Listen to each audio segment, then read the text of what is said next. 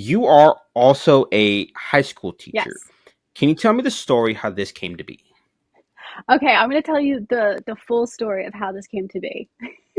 So I was teaching elementary school art on a cart in an extended maternity leave position. So I'll explain that. There was a teacher who was on maternity leave and she knew that she was going to extend it and be out for almost 2 years. So I had agreed in advance to work at this job for 2 years. And it was a really great opportunity to have this job, but my goal was to be a high school ceramics teacher. Like I had known when I started art education in undergrad that I wanted to be a high school ceramics teacher. And this is just something that's been churning in the back of my mind for years and years and years. So I'm working at this elementary school teaching art on a cart, and I see the opening for my current job online.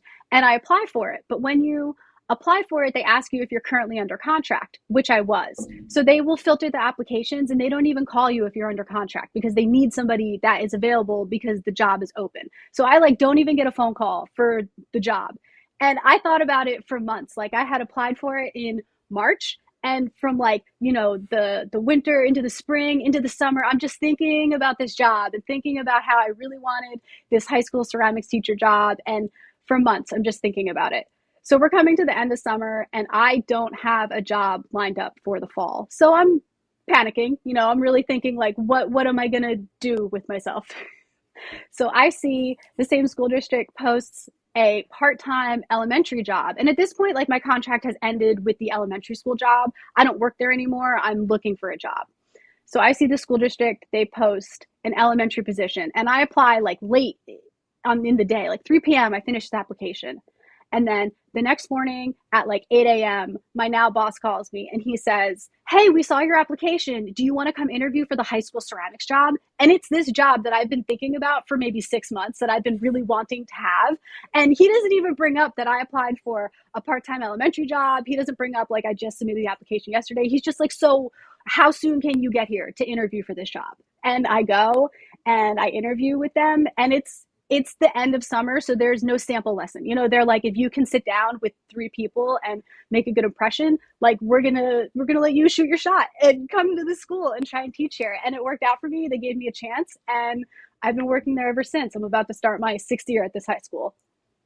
Let's go. I love it. So what made you want to become what made you want to become a high school teacher? Definitely the relationship that I had with my high school ceramics teacher. He did a lot for me, and I feel like in my job as a high school ceramics teacher, I'm drawing more from the lessons that I was taught in high school than I was from maybe some of the lessons that I was taught in college. Just like thinking back to what my high school ceramics teacher would do with us, I'm trying to really pull from that and do that with my students because I think that some of the, I guess what we would call today like student centered approaches, some of the student centered approaches that he used, I really liked them. And now we're at a point in education where like we've rebranded that, like we've given it a new name and we call it something different. But still, that idea of like asking kids about the type of art that they want to make and then supporting them in a space where they can make that art. I love that. So you are inspired by your high school students and the opportunity to teach. How does this impact the way you make your pottery? I feel like this impacts the way that I make my pottery because sometimes when I'm feeling tired or frustrated or I'm not feeling experimental and I'm not in the mood to like break into something different, sometimes the kids will ask, they'll see a Instagram video or they'll see a TikTok and they'll be like, "Hey, I saw these materials. Like, can we do a firing like this? Or do you have this type of clay? Or do you have underglaze? Like, I want to make this piece." And when they want to start experimenting, it'll make me start to experiment with them. And then it kind of like gives me the juice I need to keep going and not just like sit down and take a break. I love that so much. So if someone was pretty new to pottery, what is something they should know to start seeing the success in pottery? Ooh, that's a great question.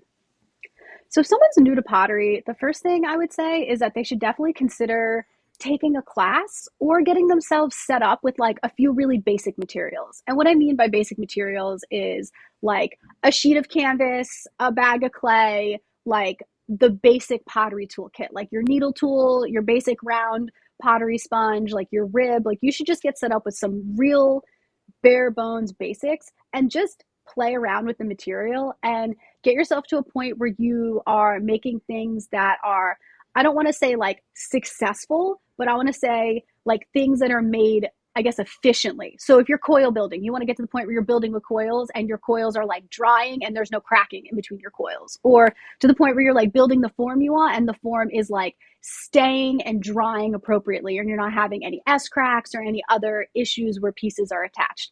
So I'd say like get yourself some materials and get comfortable with the foundational skills. You're slipping and scoring, you're rolling coils. If you're on the wheel, like centering on the wheel, build those basic skills before you get too far into it and say like, oh, well, I'm going to buy a wheel, I'm going to buy a kiln, like I'm going to sign up for like a 10-week course somewhere. Like get yourself to the point where you worked on your skills, you got your pottery reps in and you know what you're doing. And then when you know what you're doing, decide what you want to do next.